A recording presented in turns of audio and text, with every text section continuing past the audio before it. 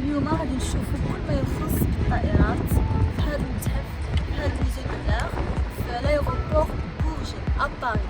كل ما يخص بالطيران، الفضاء او الطائرات او لا فوزي او هليكوبتر، تو غادي نشوفوا. يلا اجوا معايا.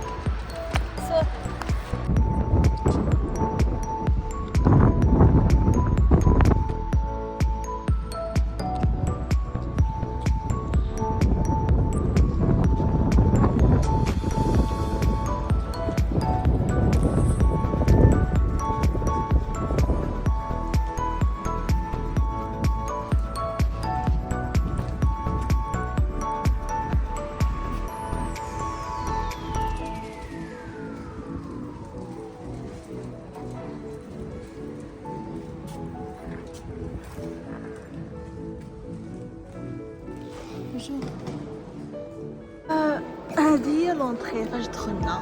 ضروري السيكوريتي دير شغلها داكشي.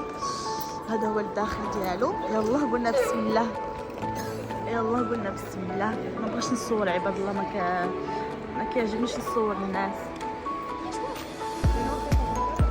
فوالا هذه لونطري.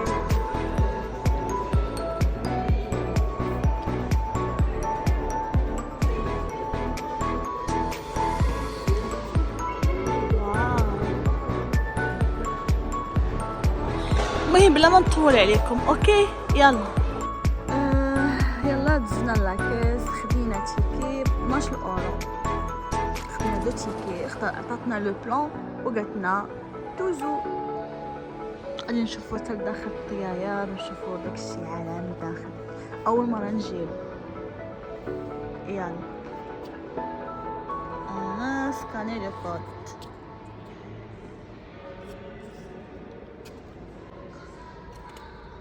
عطو سمحوا لي نسكاني لو كود، لحقاش قالت لك انايا سكاني لو كود وانا عندي غير يد وحده. يلا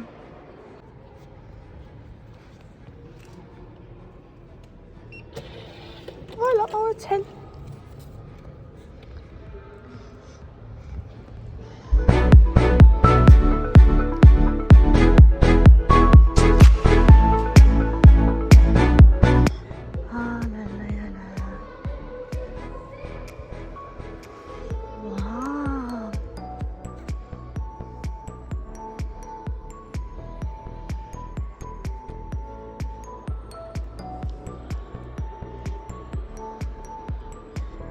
هنايا كاع كيفاش اخترعوا الطياره بشويه بشويه. بغيت نوريكم باختصار باش ما نطولش عليكم لي فيديو. باراش، لا هذه ماشي باراشوت، هذا المنطاد.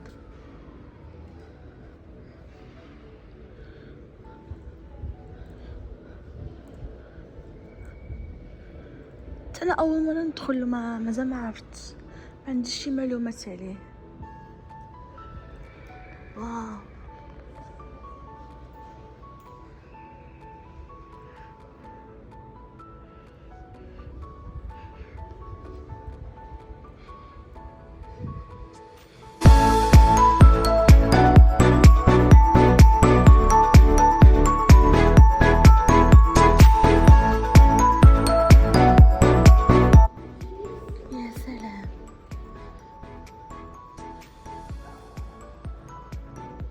هذا لايغوبور بورجي. كاين ميزي دو لار اللي بغا يجيلو دخل 12 اورو، واللي اقل من 4 سنين غراتوي، فوق 4 سنين حتى 18 عام كيخلصوا يمكن 6 اورو.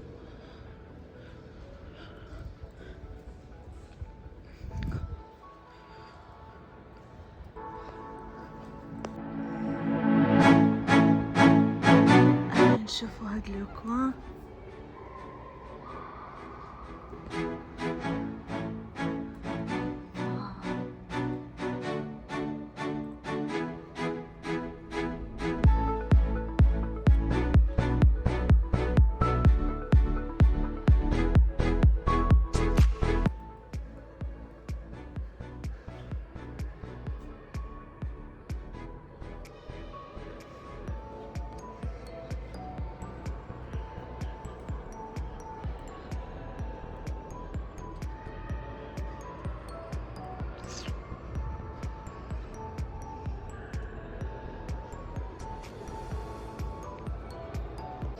وراها غادي نمشيو نشوفو الفوق واش كاين.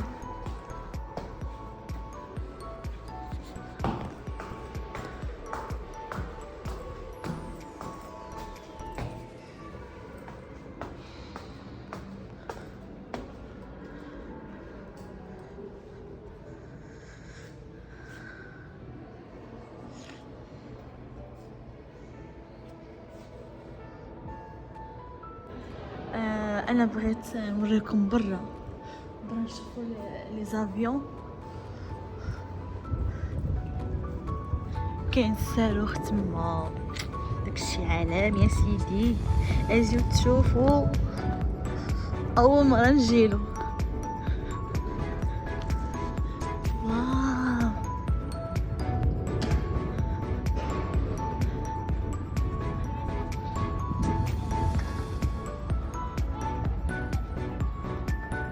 غادي نديكم للداخل تشوفوا، ما نطولش عليكم الفيديو. اوكي يلا السلام عليكم. عاوتاني بغيت نديكم تشوفوا جهه على برا في كاين الطياير. ها هما غادي ندخلوا نشوفوا الطيار داخل، شوفوا الصاروخ.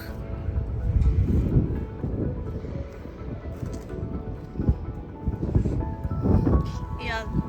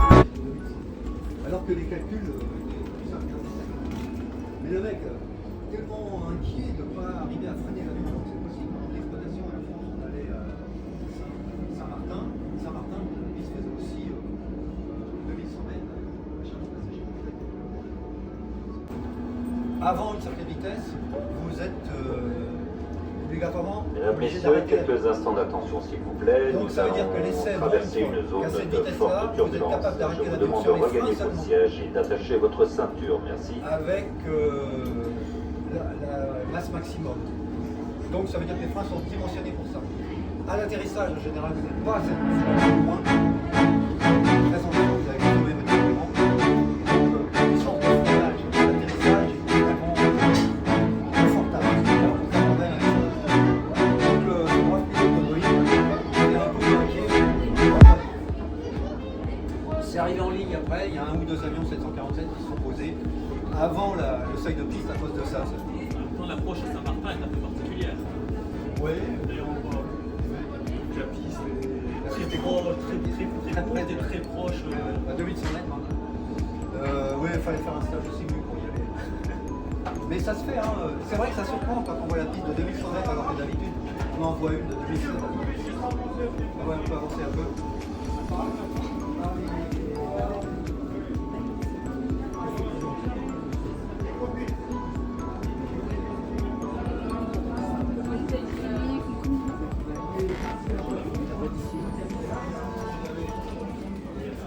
3 et 4 au milieu. Et ici, on a mis les zones vitrées. Pour vous montrer. Donc ici, vous êtes avec un mannequin qui représente un mécanicien dans le réservoir central. Bon, j'ai pas eu le temps de vous montrer parce que là, il y avait trop de monde, mais l'avion a des ailes qui sont des réservoirs. Donc il y a 100 tonnes de pétrole dans les réservoirs d'ailes. Et dans ce réservoir central, vous avez également 50 tonnes de pétrole. Pour aller à New York, vous avez les ailes seulement à remplir. Le réservoir central, il n'y en a pas besoin. Là, vous avez la soute à bagages avant. Et là, vous pouvez voir les petits trous qui servent à piloter les conteneurs pendant la mise en place des conteneurs pendant le chargement. Donc ça vous donne un ordre de grandeur de la taille de ce que c'est que le réservoir central. On a besoin du réservoir central pour les vols pour aller jusqu'à, disons, Tokyo, Hong Kong, La Réunion, Los Angeles. Là, on commence à en mettre. Mais autrement, on n'a pas besoin. Et le CDG, par exemple, Santiago, c'est l'un des plus longs. Oui, dans certains heures. Pas pareil. L'autonome, c'est ici l'autonome. Alors, en 747, je ne sais pas si on l'a fait. Si en 400, on l'a fait. Mais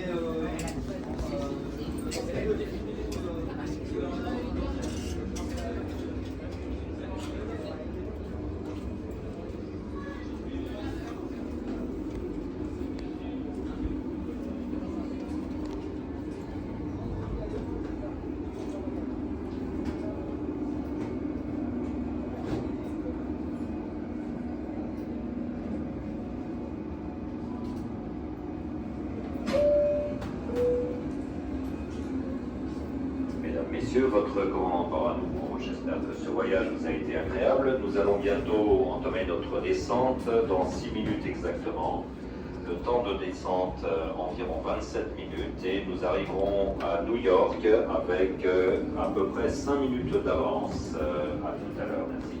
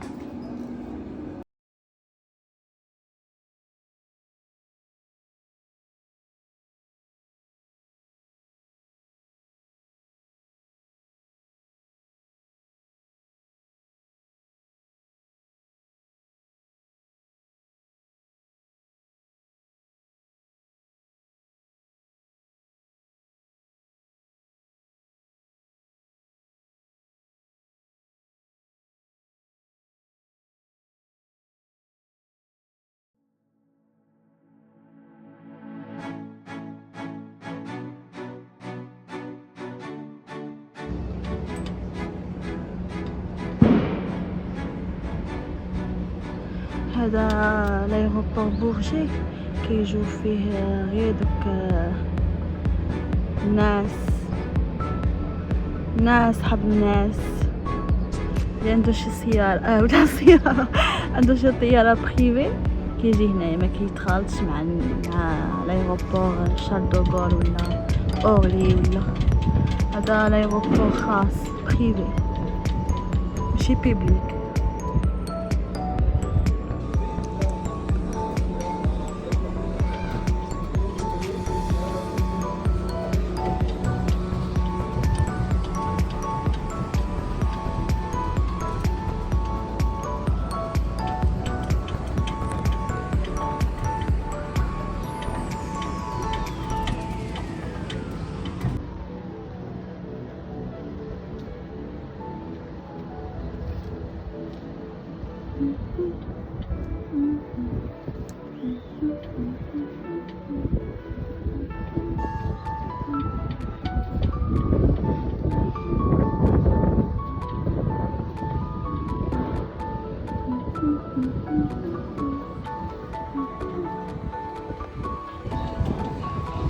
كما شفنا دابا دخلنا لافيون شفنا داخل كيفاش تصنعت اول طياره في فرنسا، اول طياره كيفاش تصنعت في فرنسا. ودابا غادي نشوفو الجهه الاخرى.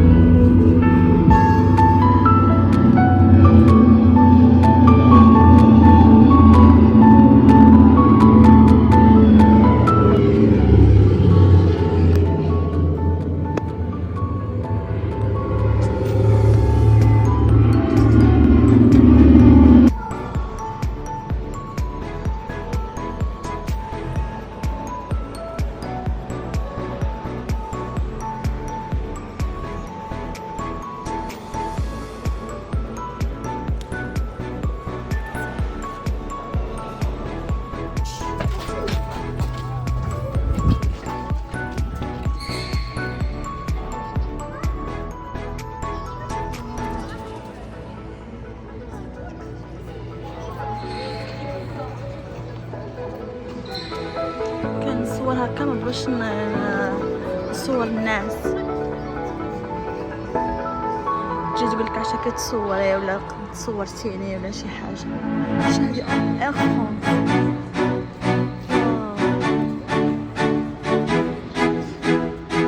هادي طائرة الشبح.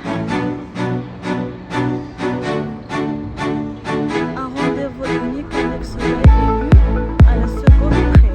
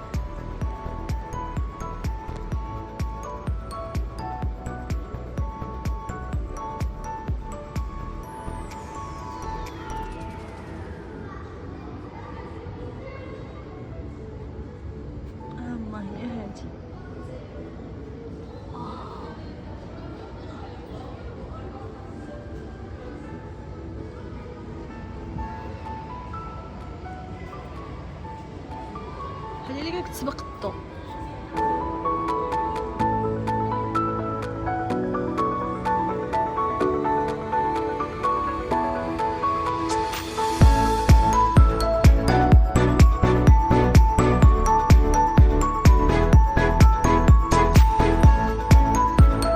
دابا دخلنا الجهة الأخرى وملي كنشريو التيكي خاصنا نحافظو عليه هذا.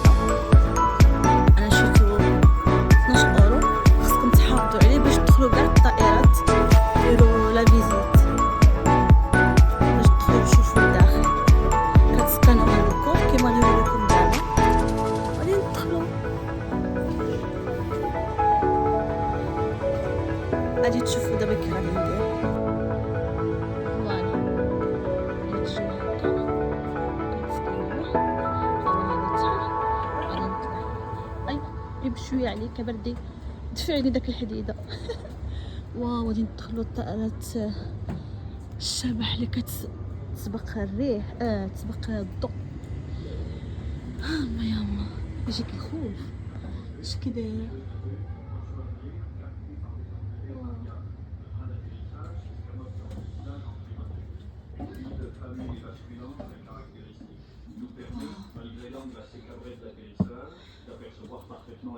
اللي كتجري بزاف Concorde 001 passe le mur du son le 1er octobre 1969, puis Mach 2 le 4 novembre 1970. Il effectuera 812 heures de vol, dont 254 en supersonique, et c'est à l'issue de son dernier vol, le 12 octobre 1973, qu'il est remis au musée de l'air et de l'espace. Henri Perrier, ingénieur en vol, nous fait revivre quelques phases des essais Concorde. Le prototype d'un avion de transport présente dans le fuselage un aménagement totalement différent de celui d'un avion de compagnie aérienne. En effet, pour les essais d'un avion de transport, on utilise une grande partie du volume qui est prévu pour les passagers de façon à y installer ce que l'on appelle l'installation d'essai. L'installation d'essai du prototype Concorde 001 avant duquel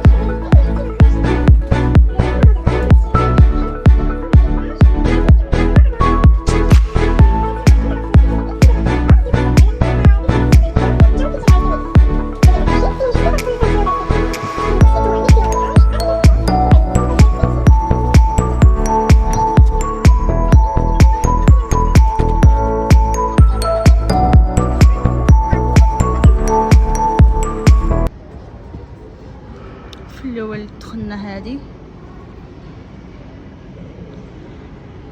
ورجعت خرجنا من هاد الجهه وجينا لهادي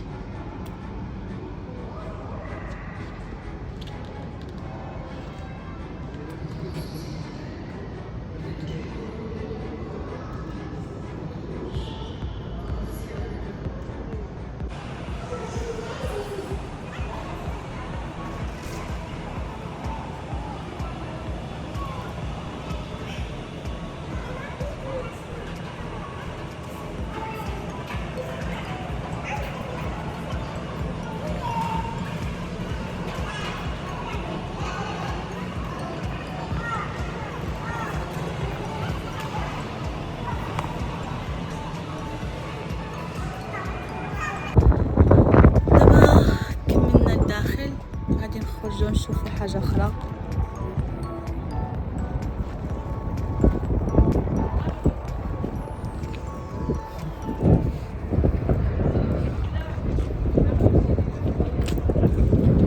هذه الطائره واحده اخرى بصح ما نقدرش نطلعوا لها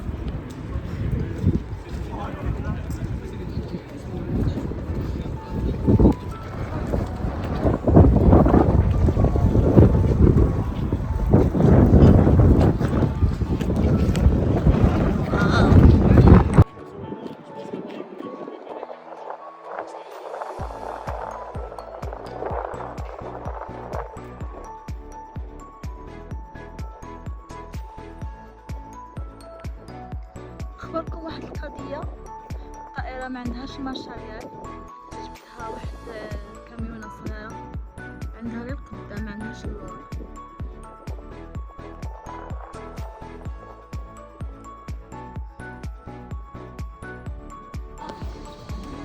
Alors non, on peut faire des ailes qui permettent d'aller assez vite. Qu'est-ce qui se passe lorsqu'on prend de la vitesse? Alors Alors le mur du son, c'est le passé. Oui, mais le mur du son, c'est le passé. Même le confort, ça va être le passé. Non, c'est un peu plus vite que le son. C'est l'échauffement thermique.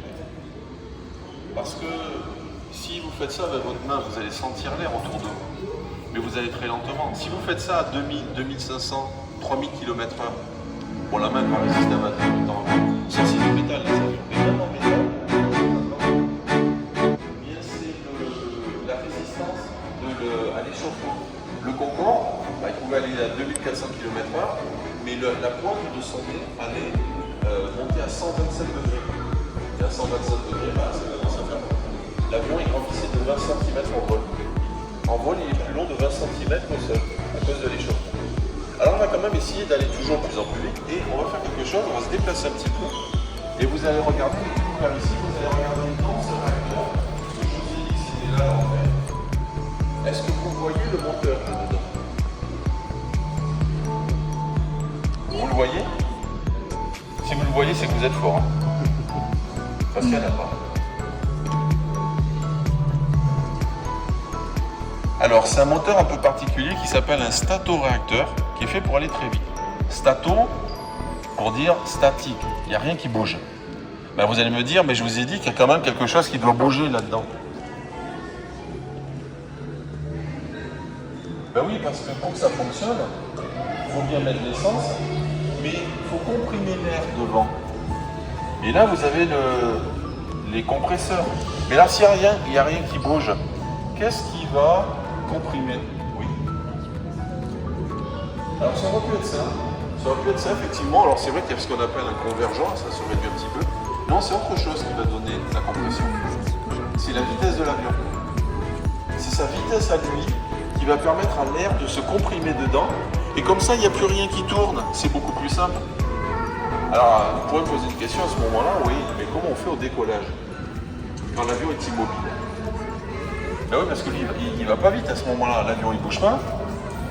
Et alors, ça pourrait être ça.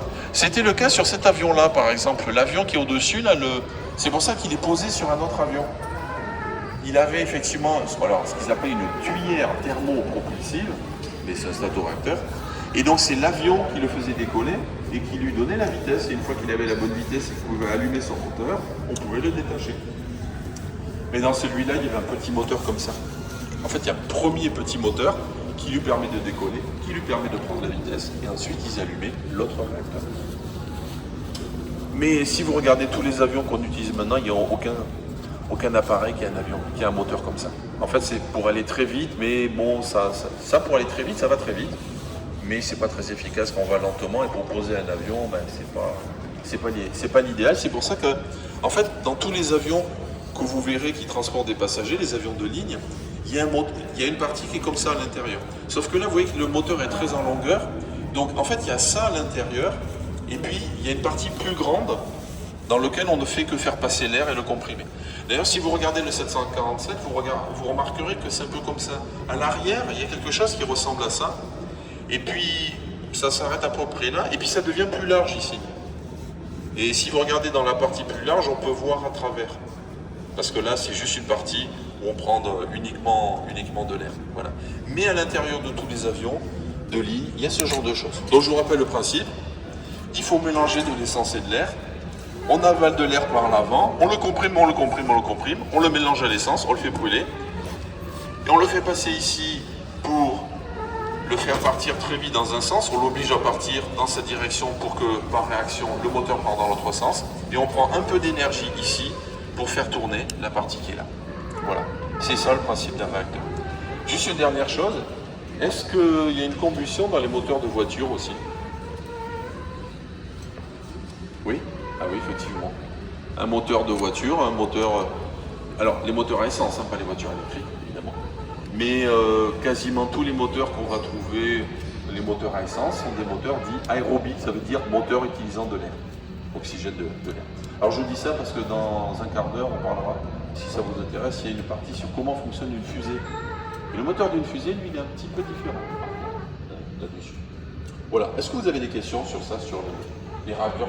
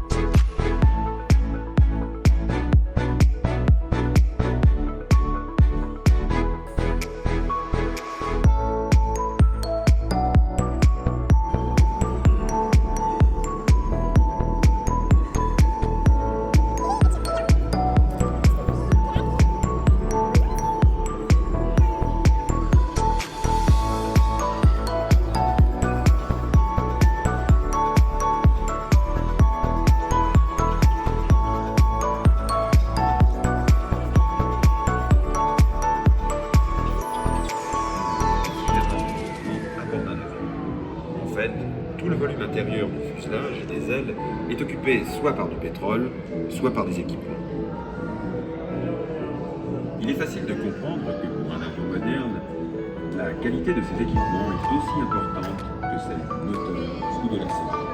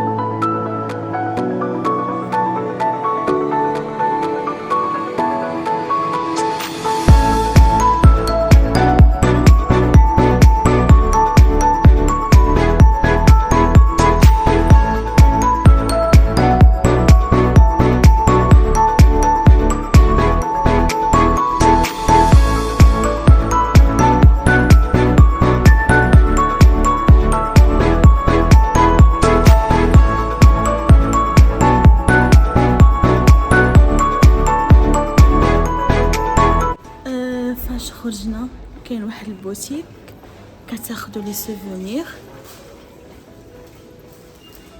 وكاين كافي اولي كيحسبوها 3 اورو، كافي نوار 2.50 €. باش ندخلو هاد البوتيك خصنا عاوتاني نجبدو داك التيكي الصغير ونسكانيوه ونوليو ندخلو.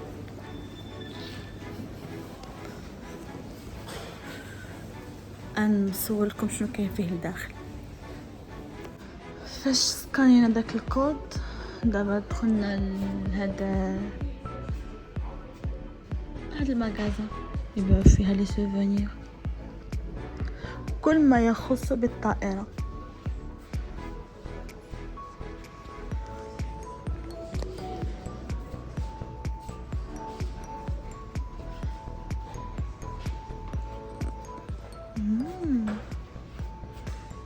طائرة الدوفة 4 €.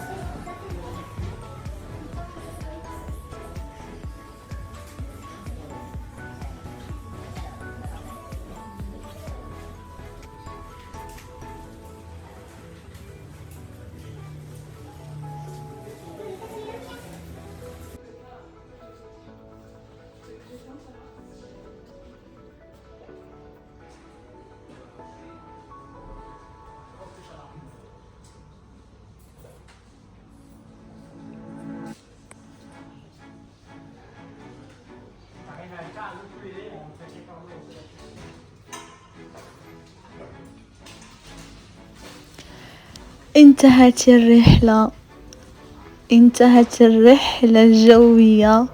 أتمنى لكم فرجة ممتعة وشكرا لكم على حسن المتابعة، وما تبخلوش عليا باللايك وتفعيل الجرس، وشكرا بزاف.